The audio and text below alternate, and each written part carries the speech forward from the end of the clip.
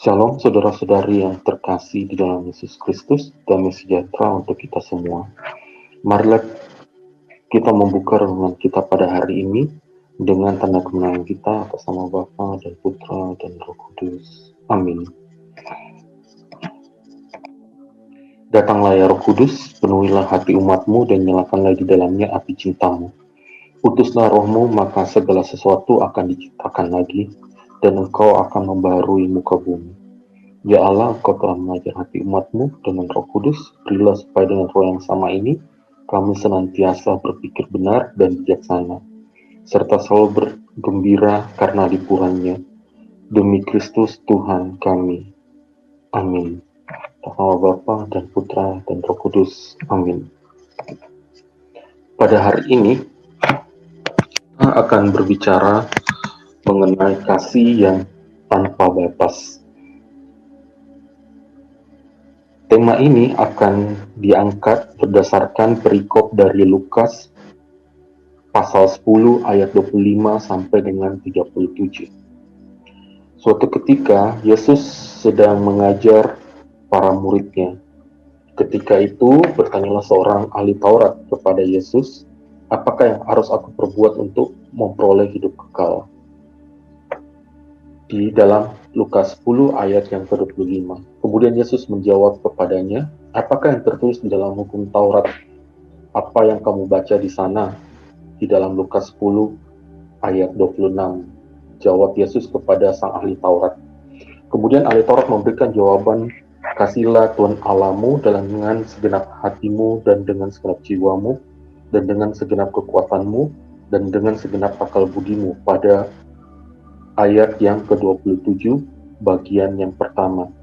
Perkataan dari ahli Taurat ini merupakan bagian pertama dari 10 perintah Allah yang diberikan kepada Nabi Musa ketika membawa bangsa Israel keluar dari perbudakan di Mesir.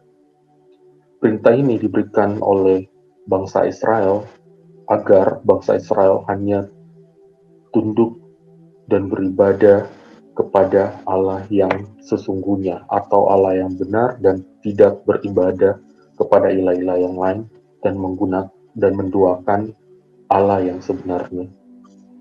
Hal ini juga sejalan dengan doa Shema Israel yang sering dikumandangkan oleh bangsa Yahudi, yaitu Shema Israel, Adonai Eloheinu, Adonai Echad.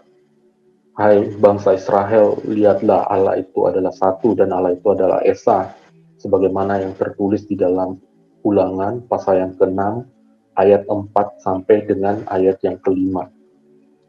Kemudian sang ahli Taurat kembali melanjutkan perkataannya, "Dan kasihilah sesamamu manusia seperti dirimu sendiri." Di dalam bagian selanjutnya dari ayat yang ke-27. Hal ini merupakan bagian kedua dari 10 perintah Allah sebagaimana yang saya telah jelaskan sebelumnya, dan ini juga sejalan dengan penekanan dari Allah sendiri bahwa tidak mungkin seseorang dapat mengasihi Allah tapi tidak mengasihi sesamanya. Hal ini dapat dilihat dari tulisan Rasul Yohanes di dalam suratnya yang pertama, pasal keempat ayat 20, di mana tidak dikatakan tidaklah mungkin seseorang dapat mengasihi Allah tetap tidak mengasihi sesamanya sendiri. Kemudian mengakhiri pertanyaan dari sang ahli Taurat, Yesus menjawab, "Jawabmu itu benar, perbuatlah demikian maka engkau akan hidup." Di dalam ayat yang ke-28, 28. Maka hal ini sangat terlihat jelas bahwa Yesus menekankan bahwa kasih adalah hukum terutama dan merupakan hal yang harus dilakukan oleh semua pengikut Kristus. Kemudian sang ahli Taurat yang tidak puas dengan jawaban Yesus kembali bertanya, "Dan siapakah sesamaku manusia?" Di dalam ayat selanjutnya. Sang ahli Taurat sangat tahu bahwa di dalam hukum Taurat atau di dalam kitab Taurat, sesama hanya didefinisikan bagi sesama orang Israel sendiri atau sesama kalangan orang Israel sendiri sebagaimana yang tertulis di dalam Imamat pasal 19 ayat 18. Namun Yesus malah menjawab sang ahli Taurat dengan menceritakan perumpamaan seorang Samaria yang baik hati, di mana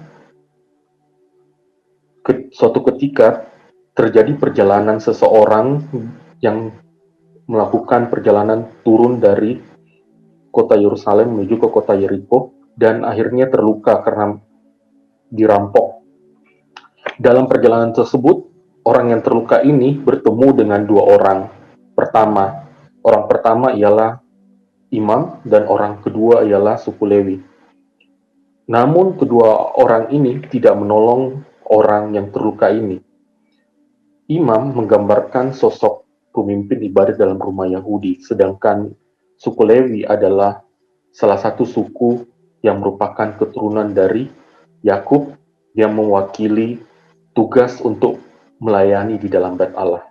Kedua sosok ini merupakan sosok yang penting di dalam adat istiadat Yahudi dan mempunyai peranan penting di dalam adat istiadat orang Yahudi dan sangat menjadi patokan atau dianggap sebagai orang-orang yang sangat dihormati dan menjadi patron bagi sesama-sesamanya. Namun, kedua orang ini tidak menolong orang yang terluka tersebut. Kemudian Yesus memberikan contoh orang ketiga, di mana orang ketiga ini adalah seorang Samaria yang akhirnya menolong orang ini dan merawat orang ini. Orang Samaria seringkali digambarkan sebagai kalangan terpinggir atau terkucil, karena orang Samaria merupakan pada awalnya bagian dari orang Israel sendiri yang akhirnya mengalami kawin campur ketika bangsa Israel mengalami pembuangan ke Babel. Hal ini menyebabkan orang Samaria ini akhirnya meninggalkan adat istiadat Yahudi dan mulai berpegang kepada adat istiadat bangsa-bangsa lain. Hal ini juga tidak sejalan dengan pikiran para rasul karena mengingat hal kejadian yang tidak mengenakan yang dialami oleh mereka ketika sebelum mendapatkan pengajaran ini, yaitu ketika itu Yesus melewati daerah orang Samaria dan mendapat sambutan atau perlakuan yang kurang menyenangkan. Namun melalui cerita ini, Yesus ingin menekankan kepada kita bahwa Yesus adalah orang Samaria, atau Yesus menggambarkan dirinya sebagai orang Samaria yang kerap kali ditolak dan dikucilkan, namun masih tetap mau menolong dan bermurah hati mengemban karya keselamatan hingga pada wafatnya di atas kayu salib. Hal yang kedua yang ingin ditekankan oleh Yesus adalah karya keselamatan atau karya keselamatan yang dibawanya tidak diperuntukkan hanya untuk kalangan bangsa Israel sendiri, tapi bagi semua orang atau segala bangsa dan tidak terbatas oleh ruang lingkup tertentu, sebagaimana yang dipikirkan oleh seorang ahli Taurat di dalam cerita mengenai orang Samaria sebelumnya. Hal yang lain yang mau ditekankan adalah Yesus ingin kita bermurah hati sebagaimana Bapa telah bermurah hati. Dan berdasarkan teladannya, Yesus ingin kita mengikutinya dan mengasihi sesama selayaknya kita mengasihi diri kita sendiri. Di dalam masa pandemi ini, Yesus sebenarnya atau Allah sendiri telah bekerja untuk menggerakkan kita agar kita tidak egois. Banyak dari kita yang mengalami hal yang tidak menyenangkan dan bahkan tidak sedikit yang kehilangan pekerjaan. Namun kita masih tetap ingin membantu sesama kita melalui sumbangan-sumbangan peralatan medis hingga pembuatan dapur umum. Hal ini dapat menjadi pelajaran bagi kita agar kita tetap terus-menerus mengasihi sesama kita selayaknya diri kita sendiri tanpa mengenal batasan suku, ras, dan agama. Mari kita terus belajar untuk mengasihi sesama kita sebagaimana kita mengasihi diri kita sendiri. Mari kita menutup dengan doa atas nama Bapa dan Putra dan Roh Kudus. Amin. Kemuliaan kepada Bapa dan Putra dan Roh Kudus, seperti pada permulaan, sekarang, selalu, dan sepanjang segala abad. Amin. Nama Bapa dan Putra dan Roh Kudus. Amin.